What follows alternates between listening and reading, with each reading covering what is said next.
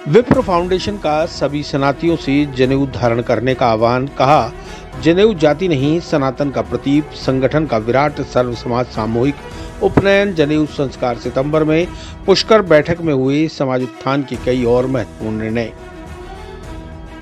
पुष्कर ब्राह्मणों के सबसे बड़े वैश्विक संगठन विप्र फाउंडेशन ने जनेऊ को जाति नहीं सनातन का प्रतीक बताते हुए आदिकाल की तरह प्रत्येक सनातनी से इसे धारण करने का आह्वान किया है।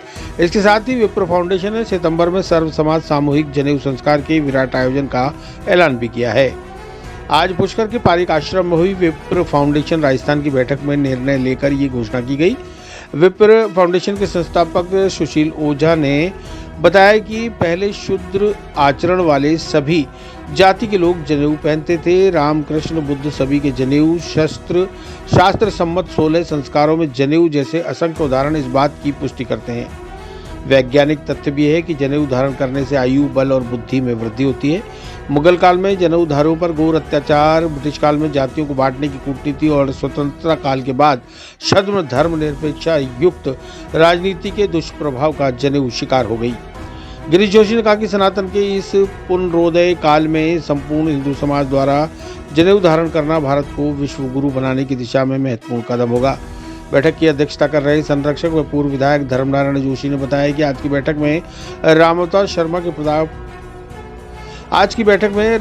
शर्मा के प्रस्ताव पर जरूरतमंदों को सरकारी योजनाओं का लाभ दिलाने हेतु प्रत्येक जोन में बाबू मोशाय नामक ई मित्र व सियाराम शर्मा के प्रस्ताव पर आदि शंकर ई लाइब्रेरी श्रृंखला की स्थापना करने, डॉक्टर हेमंत शर्मा के प्रस्ताव पर फिजूल खर्ची रोकने हेतु काल बाह्य रीति रिवाजों में परिवर्तन एवं समाज में रायशुमारी करने का भी निर्णय हुआ है। राष्ट्रीय महामंत्री पवन पारिक ने बताया कि विप्र फाउंडेशन के राजस्थान के सभी 6 जोन जयपुर, उदयपुर, बीकानेर, जोधपुर, भरतपुर और कोटा जोन के प्रमुख पदाधिकारियों की इस वृहद स्तरीय बैठक में संगठन विस्तार और सुदृढ़ीकरण पर भी मंथन और निर्णय हुए। जयपुर में Shri Parshuram Gyanpeeth centre for excellent and research के निर्माण कार्य की प्रगति पर सतीश चंद्र शर्मा ने रिपोर्ट रखी और परशुराम कुंड मूर्ति प्रतिष्ठा प्रकल्प की प्रगति का विवरण परमेश्वर शर्मा ने प्रस्तुत किया। राष्ट्रीय महामंत्री के शर्मा ने स्वागत भाषण किया। पारिक आश्रम ट्रस्ट की ओर से सभी प्रतिनिधियों का स्वागत किया गया। अजमेर क्षेत्र से सम्मानित विप्र प्रतिनिधि बीपी सारस्वत, जोनल प्रमुख राजेश कर्नल, नरेंद्र पालीवाल, धनसुख सारस्वत, नवीन जोशी, डॉक्टर हेमंत शर्मा व कृष्ण मुरारी चतुर्वेदी ने सांगठनिक रिपोर्ट प्रस्तुत की। भुवनेश्वर शर्मा, चच्चू भैया ने आभार ज्ञापित किया। विप्र फाउंडेशन के राजस्थान में 6 जोन है। सभी जोन से 30 जिलों से यहाँ पर आज प्रतिनिधि आए हुए हैं और एक बहुत महत्वपूर्ण बैठक हुई है। इस बैठक में हमने कई निर्णय लिए हैं, जिनमें मुख्य निर्णयों में पहला निर्णय जो है वो ये है कि विप्र फाउंडेशन के तत्वावधान में जनेऊ संस्कार करवाया जाएगा सर्व समाज का। जनेऊ हमारा ये मानना है कि सिर्फ ब्राह्मणों का जनेऊ नहीं होता है। जनेऊ सनातन धर्म का प्रतीक है, सनातन का चिन्ह है। 350 वर्षों से औरंगजेब के समय जो क्रूरता जनेऊ के साथ हुई और उस समय ब्राह्मणों ने जंगलों में छुपकर, पहाड़ों में जाकर जनेऊ की रक्षा की, तब से अब तक ब्राह्मण जो जनेऊ को धारण किए हुए हैं। अब ये समय है सनातन के उदय का और इस समय ब्राह्मण समाज सनातन समाज को ये जनेऊ पहनने के लिए प्रेरणा देगा, आह्वान करेगा और आगामी अगस्त महीने में राजस्थान में एक बहुत बड़ा कार्यक्रम करके और हम सर्व समाज का जनेऊ संस्कार करेंगे। जनेऊ तो अभी भी उतरवाई गई थी कई जगह। ये अज्ञानता का परिचायक है।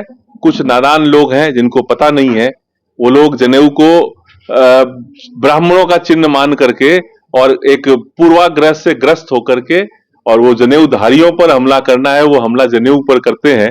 लेकिन वास्तविकता ये है कि जनेऊ तो भगवान राम और बुद्ध के भी थी, सर्व समाज के जनेऊ रही है। हम इसके बारे में लोगों को जागरूक करेंगे और जो अज्ञानता है उसको दूर करेंगे। दूसरा कार्यक्रम हमने किया है कि युवाओं की शिक्षा के लिए राजस्थान के 20 जिलों में अभी हम आदि शंकर ई लाइब्रेरी की स्थापना करेंगे, जिसमें जरूरतमंद लोग और उसमें सर्व समाज के लोग, सिर्फ ब्राह्मण ही नहीं, सर्व समाज के लोग उसमें आ सकेंगे और शिक्षा ग्रहण करेंगे निःशुल्क। आदि शंकर ई लाइब्रेरी। तीसरा कार्यक्रम है कि ई मित्र की तर्ज पर बाबू मोशाय नामक एक प्रकल्प शुरू कर रहे हैं हम, जिसके माध्यम से सरकार की योजनाओं का लाभ आवश्यकता वाले लोगों को, जरूरतमंद गरीब लोगों को मिल सके। ये 3 प्रकल्प ये है जो आज हमने निर्णय लिया है। चौथा निर्णय हमने लिया है कि राजस्थान के प्रत्येक तहसील स्तर तक विप्र फाउंडेशन की इकाइयों का गठन किया जाएगा और समाज की एक सशक्त आवाज बनाई जाएगी। और उसके बाद हम शीघ्र ही एक रायशुमारी शुरू करेंगे कि जो संस्कार, जो रीति रिवाज काल बाह्य हो गए हैं, जिनका आज के समय में कोई मतलब नहीं है, उन रीति रिवाजों को बंद किया जाए, फिजूल खर्ची रोकी जाए और सामाजिक समरसता की दिशा में काम किया जाए। ये 4-5 महत्वपूर्ण निर्णय आज की बैठक में लिए गए हैं। जयपुर में centre for excellence Parshuram Gyanpeeth का उद्घाटन का बारे में चर्चा हुई है। परशुराम कुंड पर मूर्ति के अगले 3 महीने में मूर्ति स्थापना हो जाएगी, इस बात का कार्य योजना बनी है। इन सारे विषयों पर, शिक्षा, संस्कार और रोजगार, इन 3 विषयों पर आज बातचीत हुई है। ये जनेऊ संस्कार कहाँ पर आयोजित होगा? जनेऊ संस्कार हम जयपुर के गोनेर में आयोजित करेंगे। संभावित तिथि है अगस्त महीने की 10 तारीख। फिर आने वाले समय में हम पूरी योजना बना करके और इसकी घोषणा करेंगे। सुशील ओझा, संस्थापक विप्र फाउंडेशन। आज विप्र फाउंडेशन का प्रांतीय अधिवेशन रखा गया था।